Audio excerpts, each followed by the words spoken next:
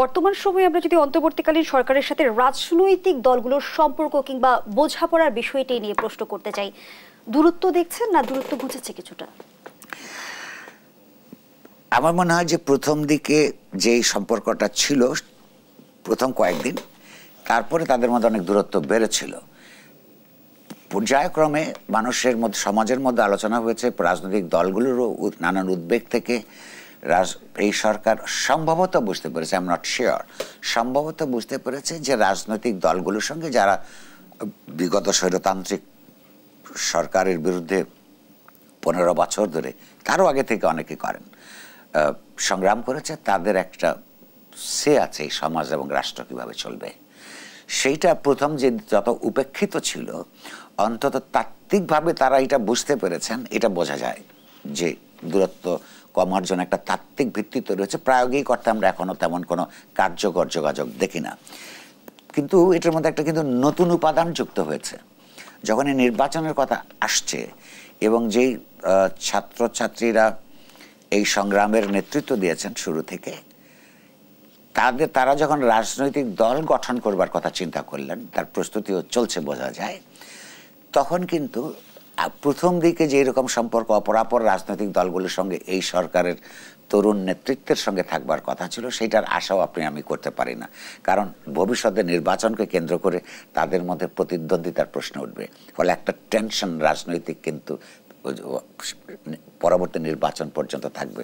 সেই টেনশন নানানভাবে আমরা অভিপ্রকাশ দেখি, বক্তৃতা বিবৃতির মাধ্যমে কখনো কখনো ওরা পরস্পরকে বিরোধিতা করছে এবং খুব একটা সমঝোতার মধ্যে তারা থাকবে, এটা এখনো পর্যন্ত আশা করা যায় না। এবং ছাত্রদের নতুন রাজনৈতিক দল গঠনের প্রসঙ্গে কিন্তু এই প্রশ্নটি আমরা প্রায়শই শুনছি যে ছাত্রদের নতুন রাজনৈতিক দলকে আসলে কিংস পার্টিতে রূপান্তরিত হবে কিনা। এখানে দুটো ব্যাপার, একটা হচ্ছে যে বাংলাদেশে তরুণরা নতুন চিন্তা এবং কর্মপদ্ধতি নিয়ে রাজনীতিতে আসুক, নাগরিক হিসেবে আমি চাই, এবং তারা তাদের কতগুলি ত্যাগ তিতিক্ষা অল্প সময়ের ব্যবধানে হলেও তারা তাদের ত্যাগ তিতিক্ষা এবং সাহস সেটা তারা দেখিয়েছে। একটা দেশকে নতুন দিক নির্দেশনা দেবার জন্যে সেটা খুব গুরুত্বপূর্ণ একটা পূর্ব শর্ত, সেই শর্তটা তারা পালন করেছেন। কিন্তু কিংস পার্টির কথাটা খুব ন্যায্যভাবে আসছে, কারণ অন্তত 3 জন এখানে খুব প্রভাবশালী মন্ত্রী আছেন। তারা রাষ্ট্রযন্ত্রকে ব্যবহার করে যদি রাজনৈতিক দল গড়ে তুলতে চান, সেটা আমি মনে করি তাদের দিক থেকে একটা ভুল সিদ্ধান্ত হবে। তাদের যে ক্রেডিবিলিটি তৈরি হয়েছিল, তারা যদি একটা প্রেশার গ্রুপ হিসেবে সরকারের বাইরে থেকে এই রাজনৈতিক দল গঠন করতেন বা করার চেষ্টা করতেন, তাহলে তাদের ব্যাপারে মানুষের রেসপেক্ট বোধ অনেক বেশি থাকতো। আর আপনি যে বললেন যে কিংস পার্টির কথাটা উঠল কেন, এটার লক্ষণ স্পষ্ট। যেমন ধরুন, সর্বশেষ যে নতুন বিন্যাস হলো মন্ত্রিসভার, সেখানে আমরা এই তরুণদের একজনকে লোকাল গভর্নমেন্ট অ্যান্ড রুরাল ডেভেলপমেন্টের মন্ত্রণালয়টা নিতে দেখলাম। এটা তাদের আফটার থট, প্রথমে তো এটা তারা চাননি, কারণ ওনারা চাইলে তখনই পেতে পারতেন।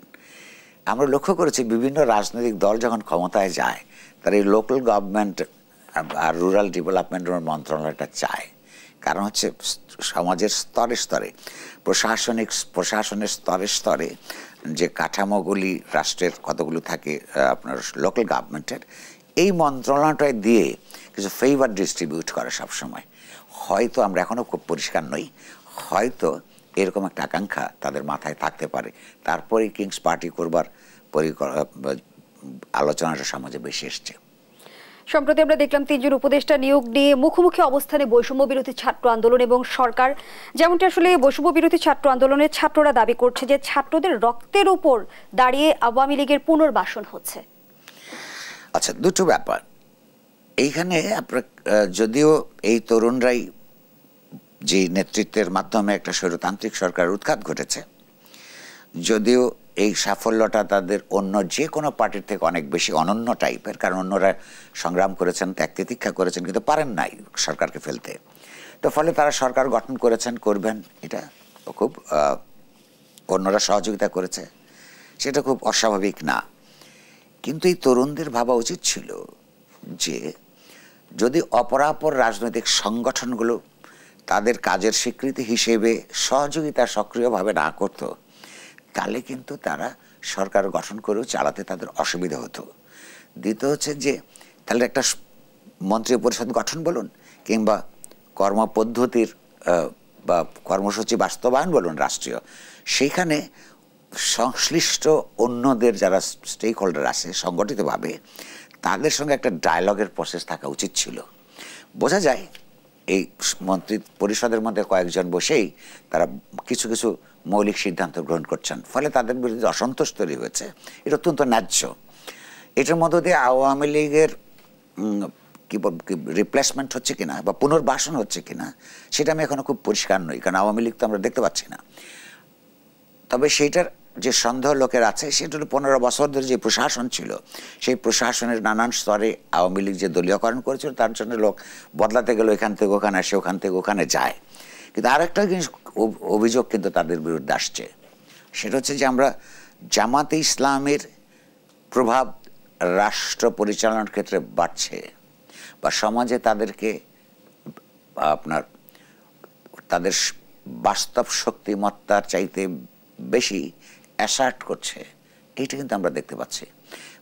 যেমন বলা হয় না যে বাংলাদেশের মানুষ পাকিস্তানকে তাড়িয়েছে ভারতের আধিপত্য মেনে নেবার জন্য না, তেমনি ছোট পরিসরে এখানেও কিন্তু আরেকটা কথা আছে, বাংলাদেশের মানুষ রক্তক্ষয়ী সংগ্রামের মধ্য দিয়ে আওয়ামী লীগকে তাড়িয়েছে জামাতকে পুনর্বাসিত করবার জন্য নয়।